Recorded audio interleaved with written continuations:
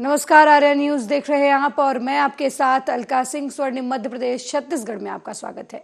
मध्य प्रदेश में चुनावी साल शुरू होते ही राजनीतिक हलचल भी बढ़ गई है। जहां एक तरफ बीजेपी बूथ विस्तारक अभियान चला रही है, वहीं दूसरी ओर कांग्रेस भड़ास बैठकों का आयोजन कर रही है, जिसके जरिए कार्यकर्ताओं के मन की बात सुनी जा रही है। इसी कड़ी में कांग्रेस के वरिष्ठ नेता दिग्विजय सिंह, बीजेपी नेता ज्योतिरादित्य सिंधिया और नरोत्तम मिश्रा के गढ़ कहे जाने वाले जिले दतिया, शिवपुरी, गुना में कांग्रेस कार्यकर्ताओं की बैठक लेंगे।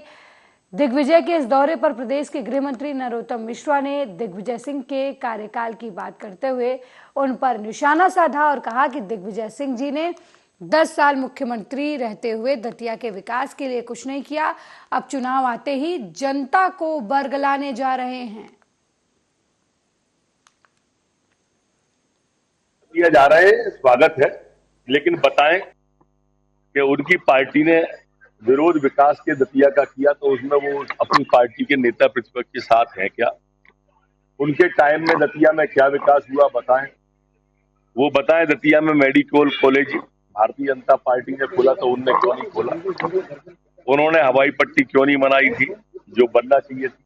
पर्यटन के क्षेत्र में दतिया आगे है, उनके टाइम में क्यों नहीं हुआ? Veterinary college, fisheries college, law college, police training school, ये जितने भी खुले हैं उनके टाइम में एक हाथ खुला क्या? जब वो अपने 10 साल के कार्यकाल में कुछ नहीं कर पाए तो अब दतिया की जनता को बरगलाने की कोशिश क्यों करते हैं? खबर छत्तीसगढ़ के रायगढ़ जिले से है, जहां ट्रेड यूनियन काउंसिल ने बुधवार को रसोई गैस के बढ़ते दामों पर अपना विरोध दर्ज कराया। काउंसिल के सदस्य मिनी स्टेडियम में इकट्ठा हुए और केंद्र सरकार से गैस के दाम पर नियंत्रण लगाने की मांग की।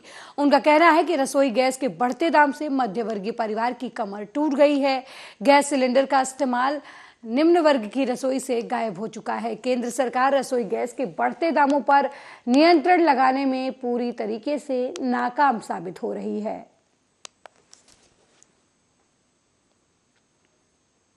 आज ट्रेड यूनियन काउंसिल रायगढ़ की तरफ से रसोई गैस, कमर्शियल गैस में जो वृद्धि हुई है 50 रुपया, 350 रुपया जो वृद्धि हुई है, उसके विरोध में आज यहाँ पे प्रदर्शन किया जा रहा है। ये प्रदर्शन इसलिए भी किया जा रहा है कि आम जनता आज महंगाई से करा रही है, लेकिन मोदी सरकार और रेट को बढ़ाती जा रही है। ये वही सरकार है जो 1914 में 10 रुपया 5 रुपया अगर होता था तो पूरे देश में हलचल मचा देती थी। उन लोग सिलेंडर लेकर के सड़क पे आ जाते थे। आज वो सब सरकार पे हैं। हम ट्रेड यूनियन काउंसिल के माध्यम से मांग करते हैं या तो वो सरकार छोड़े। अगर उनका मुद्दा सही था 2014 में तो आज वो मुद्दा जिंदा होना चाहिए 2023 में। वो मूल्य को वापस ले। 50 रुपये, 350 रुपये हमारी ये मांग है ट्रेड यूनियन काउंसिल की तरफ से। और आज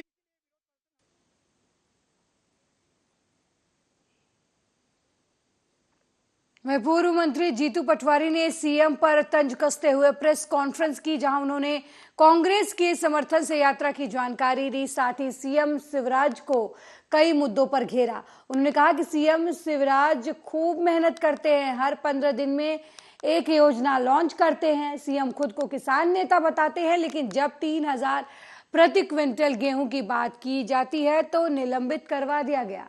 निलंबन के बाद खुद बीजेपी के विधायकों ने कहा कि अच्छा मुद्दा है, इस मुद्दे को उठाओ। नाबालिगों के साथ एमपी में 3558 दुष्कर्म के मामले सामने आए हैं। एनसीआरबी की रिपोर्ट में ये बात सामने आई है।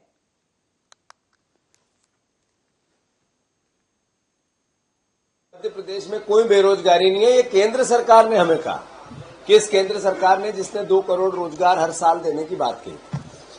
साथियों, उनको केंद्र सरकार के रोजगार के आंकड़े याद है, पर आदिवासियों पर जो अत्याचार, जो बलात्कार, जो बेटियों का अपहरण और आदिवासियों की हत्या, सरकारी हत्या होती है, उसके आंकड़े भी केंद्र सरकार के हैं, वो याद नहीं है। आप देखो कि जैसे ही मैंने उनसे ये कहा कि शिवराज जी आपने कहा था किसानों की आय दोगुनी करनी है, उत्तर आया जानकारी एकत्र की जा रही है। और जैसे ही मैंने कहा कि 3000 रुपये कुंटल गेहूं का दाम होना चाहिए तो मुझे सस्पेंड करवा दिया, विधानसभा से बाहर करवा दिया। किसानों की बात ईमानदारी से कोई करेगा तो उसको जगह नहीं है विधानसभा में। इस भावना से पूरे कृत्य से इस भावना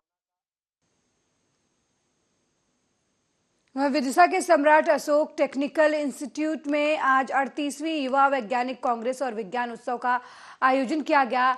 ऐसा आयोजन मध्य प्रदेश के देश भर के कई युवा वैज्ञानिक सम्मिलित हुए इस आयोजन में, जहां उन्होंने आधुनिक विज्ञान को दर्शाते हुए मॉडल तैयार किए और उनके बारे में जानकारी दी। कार्यक्रम के दौरान मध्य प्रदेश सरकार के मंत्री ओम प्रकाश सकलेचा मुख्य अतिथि के रूप में शामिल हुए। वहीं कॉलेज के डायरेक्टर आर.के. पंडित, समिति के सदस्य और पदाधिकारी डॉक्टर लक्ष्मीकांत मरखेडकर भी शामिल हुए। सौभाग्य है कि SATI में 38वीं यंग साइंस कांग्रेस का आयोजन हमारे डायरेक्टर डॉक्टर आर.के. पंडित और उनकी टीम द्वारा किया जा रहा है। और ये हम SATI का सौभाग्य है कि ये दूसरी बार हमको ये अवसर मिला है। पहली बार ये यंग साइंस कांग्रेस 2007 में SATI में आयोजित हुई थी। इसका मुख्य उद्देश्य है हमारे प्रधानमंत्री नरेंद्र मोदी जी, हमारे मुख्यमंत्री शिवराज सिंह चौहान जी, हमारे बोर्ड ऑफ गवर्नर्स के चेयरमैन श्रीमंत महाराज ज्योतिरादित्य सिंधिया जी के विजन को साकार करने का, कि यंग साइंटिस्ट जो हैं वो किस प्रकार रिसर्च करते हैं और किस प्रकार अपने रिसर्च के माध्यम से अपनी जो रिसर्च है उसको हर क्षेत्र में फैलाते हैं और उससे बगैर साइंस एंड टेक्नोलॉजी के, उसमें साइंटिस्ट जो भी रिसर्च करते हैं उनका प्रेजेंटेशन वो अपने पेपर्स के माध्यम से करते हैं। और यहाँ जो एक बहुत बड़ा कार्यक्रम आयोजित किया गया है वो Madhya Pradesh council of science and technology और SATI के संयुक्त तत्वावधान में किया गया है। उसमें आज के हमारे विशेष अतिथि सकलेचा साहब रहे, वो मुख्य अतिथि के रूप में रहे, और MPSC CST के चेयरमैन अनिल कोठारी जी ने अध्यक्षता की, DC साहब ने अध्यक्षता की। और मैसीपुरी के खनिया थाना पुलिस ने जहरीली कच्ची शराब बनाकर बेचने वालों के खिलाफ कार्रवाई कर अवैध देशी शराब की फैक्ट्री को नष्ट कर दिया है। थाना प्रभारी सुरेश शर्मा ने बताया कि उन्हें मुखबिर द्वारा सूचना मिली थी कि अछरौनी में अवैध रूप से देशी शराब की फैक्ट्री को महिला के द्वारा चलाया जा रहा है। पुलिस ने रात के अंधेरे में कंजर डेरा पर दबिश देकर अवैध रूप से बनाई जा रही 80 लीटर हाथ भट्टी की देशी शराब को बरामद किया। साथ ही 12,000 लीटर गुड़, लाहन और शराब बनाने की सामग्री को नष्ट कर दिया। आरोपी महिला को गिरफ्तार कर उससे पूछताछ फिलहाल की जा रही है। कल रात को मुखबिर द्वारा सूचना प्राप्त हुई कि अछरौनी कंजर डेरा पर रूबिया कंजर आदि लोग अवैध रूप से भारी शराब बिक्री कर रहे हैं। इस सूचना पर से मैं फोर्स के मेरा आरक्षक के दबिश दी गई तो कंजर डेरा से आरोपिया रूबिया मिली, जिसके कब्जे से 80 लीटर देसी हाथ भट्टी कच्ची शराब मिली थी तथा 6 ड्रमों में करीब 1200 लीटर लाहन मिला था। शराब बनाने का कारखाना मिला था, ड्रम 4 मिले थे। उसके आरोपी के विरुद्ध धारा 34(2) की कार्रवाई की गई है। आरोपी के विरुद्ध अपराध क्रमांक 131/23 किया गया है तथा अन्य आरोपियों के संबंध में पूछताछ। वहीं भिंड जिले के CEO और जनपद उपाध्यक्ष आपस में तीखी बहस करते हुए नजर आए। बिलों के भुगतान को लेकर जनपद उपाध्यक्ष और जिले के CEO ने झड़प भी देखी गई। उपाध्यक्ष का आरोप है कि CEO ने कई करोड़ की फर्जी बिलों का भुगतान किया है, जिसको लेकर उनसे चर्चा करने आए थे। वहीं CEO का कहना है कि उपाध्यक्ष अपने साथियों के साथ उनके चैम्बर में उन पर दबाव बना रहे थे कि उनके हिसाब से काम करो, नहीं तो उनका ट्रांसफर करा दिया जाएगा। मना किया तो अभद्र व्यवहार करने लगे, जान से मारने की धमकी दी। जबकि उपाध्यक्ष ने कहा कि जो भी आरोप लगाए गए हैं वो गलत है। जनपद और मेरे हम लोगों के बीच में विवाद ये हुआ है कि इनसे कारण बताओ नोटिस मांगा गया था, तो उस सब्जेक्ट पे हम लोग उनसे बात करना चाहते थे। इन्होंने हम लोगों से बात करने से मना कर दिया। इन्होंने ये कह दिया हम लोग के पास समय नहीं। जब हम लोग इनके चैम्बर पे गए तो उन्होंने चैम्बर से हम लोग को निकालने का काम किया और साथ में ये धमकी दी कि मैं जनपद में ताला डाल दूंगी। आप उनका भी आरोप है कि आपने जान से मारने की धमकी दी। ये सब निराधार बातें, हम लोगों के पास इसके साक्ष्य, हम लोग के पास इनकी रिकॉर्डिंग है। नोटिस किस बात का मिला है? भ्रष्टाचार का इनके पास नोटिस है। एक दिन में इन्होंने 60 और 40 का एक रेशियो होता है, उससे ज्यादा इन्होंने भुगतान किया है। जनपद CEO का कहना है कि मैंने जो भी काम किया है वो नियम अनुसार किया है। इन्होंने नियम अनुसार कोई भी काम नहीं किया है। इन्होंने 40 और 60 का जो रेशियो है उससे ऊपर बढ़कर इन्होंने भुगतान करे हैं और ये भुगतान के लिए ही इन्होंने छुट्टी।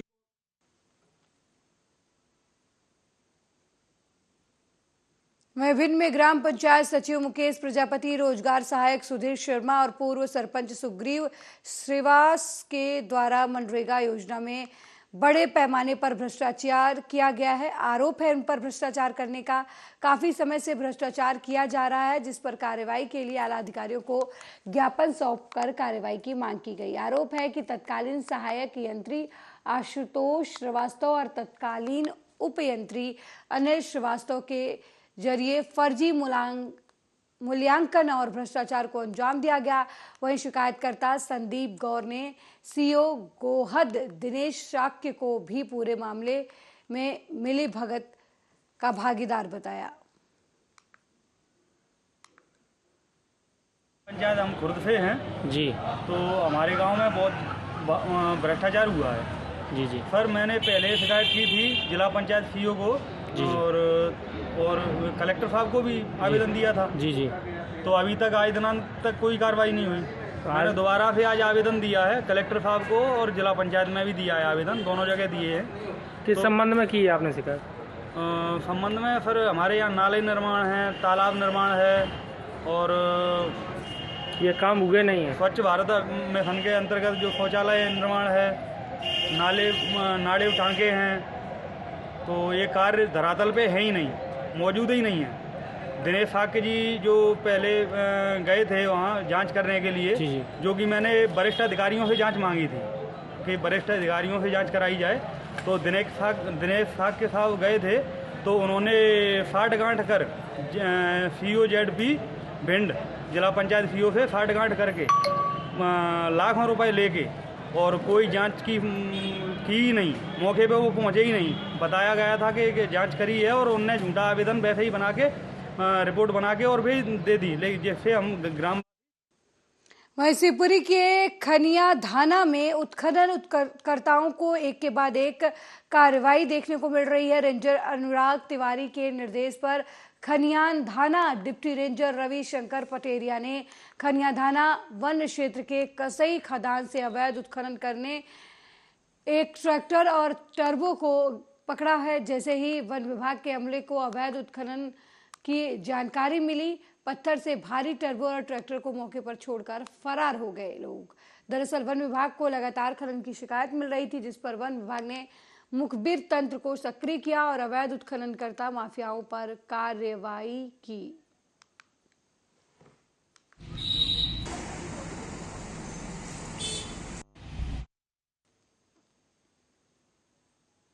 वहीं मंदसौर में इन दोनों अफीम की फसल अपने पूरे शबाब पर है। अफीम के डोडो पर लुआई चिराई का काम किया जा रहा है। किसान दिन भर खेतों में काम करके अफीम की औसत देन में जुटे हुए हैं, लेकिन इन दिनों किसानों के लिए सबसे बड़ी मुसीबत तोते और इसके साथ नील गाय बन रही हैं। जहां अफीम किसानों से खेत के आसपास लोहे के तार और जालियां बांधकर किसी तरह नील गाय को रोकने की कोशिश कर रहे हैं। हालांकि तोते जाली काटकर अफीम की खेत में घुस आते हैं और इन तोतों को अफीम की लत इस कदर लग चुकी है कि खेत में खड़ी अफीम का डोडा चंद सेकंड में कट कर ले जाते हैं। उधर नील गाय भी अफीम के डोड खाने के बाद ज़्यादा हिंसक हो जाती है, लेकिन अफीम को तोतों से बचाने और तोतों के नशे की लत को निजात दिलाने का विभाग के पास कोई उपाय नहीं है। चिकित्सकों की माने तो पशु पक्षियों में नशे की लत को लेकर शोध होना चाहिए। पक्षियों पर नशे का क्या और किस तरीके का प्रभाव आ रहा है, इससे जुड़े वैज्ञानिकों को इसका पता लगाना चाहिए। सर, अफीम में इसलिए है कि अफीम में के जो है इसमें एक मादक पदार्थ जो होता है, इसमें अफीम जो होता है, इसमें जो निकलता अफीम उसमें मार्फिन, थीवेन और कोडिन 3 कंटेंट होते हैं अफीम के अंदर। तो जो डोडे होते हैं उसमें जो तोते हैं और इसमें क्या जो खाते हैं तो उनको एक नशा टाइप का हो जाता है। थीमेन एक ऐसा है कि जो पेन किलर का भी काम करता है और एलर्जेटिक है और एक नशा आता है उससे। अगर एक बार उसको खा लेता है तो उसको आदत सी हो जाती है कि उसको बार बार उसी को खाने की इच्छा होती है। बार बार वो यही करता है कि मुझे बस बार बार उसी के पास, डोडे के पास जाना, खाने की इच्छा होती है बार बार उसको। इनके ऊपर ये मतलब एक नशा टाइप का आता है इनके ऊपर। इनके जो अफीम की फसल के लिए जो हमने जाली लगा रखी ना, एक तो नील गाय का बहुत प्रकोप है। नील गाय ऐसा कि अगर एक बार घुसी तो पूरा नुकसान करके निकलते, क्योंकि एक साथ झुंड में आते हैं 10, 15, 20 नीलगाय एक साथ आती है, तो झुंड में पूरा नुकसान करके निकलते हैं, इसलिए लोहे की जाली लगानी पड़ती है। इसमें भी हमारे बहुत लागत आती है, कम से कम 30-40 हज़ार रुपये 10 साल के लाइसेंस के लिए लागत आती है इसकी लगाने में। दूसरा ये जाली लगा रखी है हमने ऊपर, तो ये तोतों के लिए लगा रखी है। अब इस साल तो हमें 10 सारी का लाइसेंस मिला है, तो 10 सारी का लाइसेंस 9.5 के करीबन वो रखा है। इसकी सुरक्षा के लिए हमें एरे मेरे मक्का है, हवा के लिए लगाना पड़ती है, और फिर उसको बांधने की प्रक्रिया भी रखना पड़ती है कि कहीं झुक नहीं जाए फसल। बांधने के बाद भी झुक जाती है फसल, बहुत देख रेख करनी पड़ती है। और औसत जो गवर्नमेंट ने निर्धारित कर रखी है वो तो देना ही पड़ती है, भले आपकी फसल खराब हो या कुछ भी हो। जैसे बीमारी में आ गई ना, पूरा उत्पादन नहीं दे सके तो जितनी देगी उतना तो अगले साल लाइसेंस निरस्त भी हो सकता है। और कभी कभी मार्फिन के ऊपर भी रहता है, जब तक मार्फिन आपकी सही नहीं बैठेगी। वहीं युवा कांग्रेस के प्रदेश महासचिव राकेश पांडे और अध्यक्ष आशीष जायसवाल ने पर्यावरण प्रदूषण के खिलाफ हल्ला बोलते हुए कहा कि रायगढ़ जिले में 3 दशक से उद्योग स्थापित हो रहे हैं। उन्होंने आगे कहा कि पर्यावरण प्रदूषण अपने चरम पर है, आम आदमी इससे बुरी तरीके से प्रभावित है, चाहे सांस की समस्या हो या फिर चर्म रोग लगातार बढ़ते जा रहा है। मामला ये है कि रायगढ़ में दिन ब दिन प्रदूषण बढ़ते जा रहा है, ये किसी से छुपा नहीं है।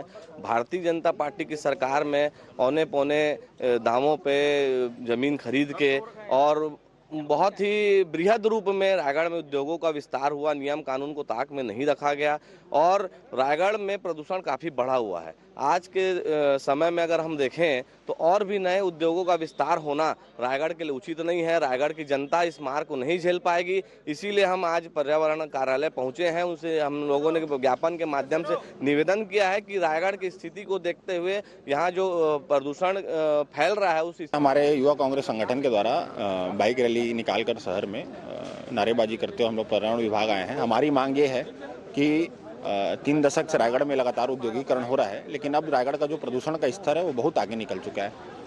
पर्यावरण विभाग जन सुनवाइयों की, विस्तारों की और नए उद्योग स्थापित करने की नौटंकी बंद करे, समीक्षा करे क्या रायगढ़ का भूगोलीय, स्वास्थ्य, सड़क जो यहाँ का आवरण है वो इस स्थिति में रह गया है कि यहाँ पर लगातार उद्योग लगने चाहिए। आप निकल जाइए बंजारी मंदिर, घरघोड़ा की रोड, तो आम आदमी का जाना दुश्वार है। छत अगर 2 दिन आप साफ नहीं करेंगे तो धूलों से भर जाता है। यहाँ का हर व्यक्ति, पैदा हुआ बच्चा से लेकर अंतिम सांस लेने वाला तक, सिर्फ काले धुएं का गुब्बार अपने सांसों के माध्यम से ले रहा है। किसी भी आप चर्म रोग के डॉक्टर के यहाँ चले जाइए, सैकड़ों की संख्या में चर्म रोग के जो पेशेंट रहते हैं वहाँ भरे रहते हैं। ये सब क्यों हो रहा है? सिर्फ और सिर्फ प्रदूषण के कारण। तो हमारी मांग यही। वहीं अंबिकापुर में सालों से शासकीय नजुल भूमि में काबिज लोगों को पट्टा न मिलने से परेशान हितग्राही कलेक्टर जन दर्शन में पहुंचकर पट्टा देने की मांग कर रहे हैं। दरअसल चुनावी घोषणा पत्र में मुख्यमंत्री ने लोगों से वादा किया था कि नजुल भूमि में काबिज लोगों को पट्टा दिया जाएगा। वहीं अंबिकापुर के कई ऐसे परिवार हैं जो लगभग 30 से 35 सालों से शासकीय नजुल भूमि में घर बनाकर निवास कर रहे हैं, जिन्हें सर्वे होने के बाद भी अब तक पट्टा देने से वंचित रखा गया है। नगर में नजुल जमीन में जो निवासरत परिवार है उनके साथ में आदरणीय कलेक्टर साहब के पास आए थे। छत्तीसगढ़ सरकार की चुनाव से पूर्व घोषणा थी कि नजुल में निवासरत जो वर्षों से झुग्गी झोपड़ी में निवासरत परिवार हैं उनको नजुल जमीन का पट्टा दिया जाएगा। और आज तक पर्यंत तक कुछ लोगों को, परिवारों को पट्टा मिला, लेकिन बाकी कई परिवार वंचित रह गए हैं।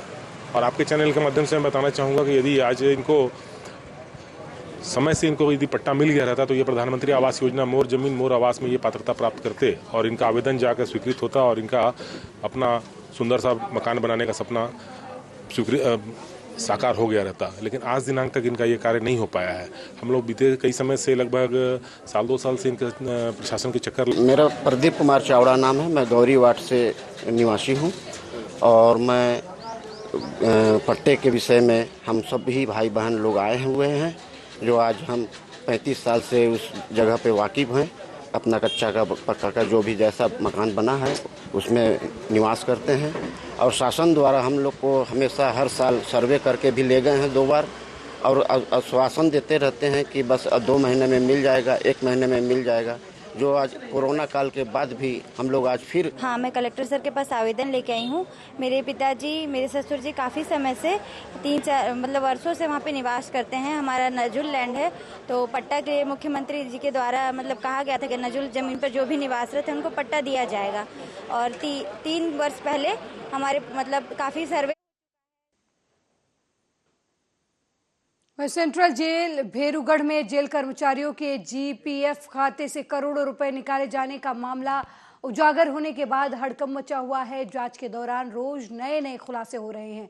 अभी तक इस मामले में जेल के बाबू रिपुदमन सिंह का नाम सामने आया था, लेकिन कल जांच के दौरान जेल के 2 और प्रहरी धर्मेंद्र लोधी और शैलेंद्र सिकरवार का नाम भी जुड़ गया है। वहीं सुबह जेल प्रहरी सुरेश मरमट जेल अधीक्षक कार्यालय के सामने आमरण अनशन पर बैठ गए हैं। उनका कहना था कि इस पूरे घोटाले में जेल अधीक्षक भी दोषी हैं, जिनके हस्ताक्षर से रुपए निकाले गए, इसलिए उन्हें भी आरोपी बनाया जाना चाहिए। उन्होंने चेतावनी देते हुए कहा कि जब तक जेल अधीक्षक को नहीं हटाया गया तब तक वो आमरण अनशन पर बैठे रहेंगे, चाहे उनकी जान चली जाए। मेरी मांग ये है कि जो हमारे साथ जो फ्रॉड हुआ वो तो हो, लेकिन इसलिए जेल अधीक्षक को इसमें आरोपी बनाया जाए, क्योंकि इसकी मिली भगत का कुछ हो नहीं सकता यहाँ पे। आपके खाते से कुछ राशि गायब हुई है? मेरे खाते से 27 लाख की राशि गायब हुई है। इसकी जानकारी आपको कैसे लगी? मेरे को अपने समाचार पत्रों के माध्यम से ही मिली मेरे को। उसके बाद में फिर मैं नेट से निकलवा, नेट से मेरे को 27 लाख का गबन पाया गया। इसमें जेल अधीक्षक को आरोपी क्यों नहीं बनाया जा रहा है, जो सर्वोच्च पद पे बैठी हुई है। इनकी बिगड़ उसके तो पैसा निकलेगा नहीं है। जब तक मेरी समस्याओं का निराकरण नहीं होगा, मैं आमरण अनशन के लिए बैठा हूँ। जेल अधीक्षक और जो यहाँ कार्य कर रहा है, दोनों ही जिम्मेदार है। पावर किसके पास में? वहीं नगर और ग्रामीण क्षेत्र सहित जिले भर में दशा माता का पर्व बड़े ही उत्साह और उमंग के साथ मनाया गया। व्रत आराधना कर महिलाओं ने पीपल वृक्ष की पूजा की और परिवार में सुख समृद्धि और शांति की कामना की। श्रृंगार और परंपरागत परिधानों से सज धज कर शुभ मुहूर्त में पीपल की पूजा अर्चना कर माता से परिवार में सुख समृद्धि की कामना की। महिलाओं ने पीपल के पेड़ का पूजन कर उस पर कच्चा सूत लपेटकर परिक्रमा की और दशा माता की कथा सुनी। दशा माता हम करते हैं और ये एक दिन पहले साफ सफाई करते हैं और दशा माता सुबह आते हैं, पूजा करते हैं, परिक्रमा करते हैं और कथा सुनते हैं और इससे घर की सुख शांति बनी रहे। दशा माता की पूजा या दशा माता का व्रत चैत्र महीने कृष्ण पक्ष की दशमी को मनाया जाता है और पूर्वजों की यह मान्यता है कि घर की आर्थिक संपन्नता आर्थिक दशा को सुधारने के लिए दशा माता का व्रत किया जाता है। वैसे तो इस व्रत को सारी दुनिया करती है, लेकिन महिलाओं में विशेष दूसरे दिन हम दशा माता की पूजा करते हैं, घर में साफ सफाई करते हैं और दशा माता की यहाँ पीपल की पूजा करते हैं, परिक्रमा लगाते हैं, कथा सुनते हैं। कथा सुनने के बाद में हम यहाँ पर झाड़ू खरीदते हैं, जो कि एक लक्ष्मी माता का स्वरूप है। स्वर्णिम मध्य प्रदेश छत्तीसगढ़ में मेरे साथ फिलहाल इतना ही। देश दुनिया की तमाम खबरों को देखने के लिए देखते रहिए आर्या न्यूज। नमस्कार।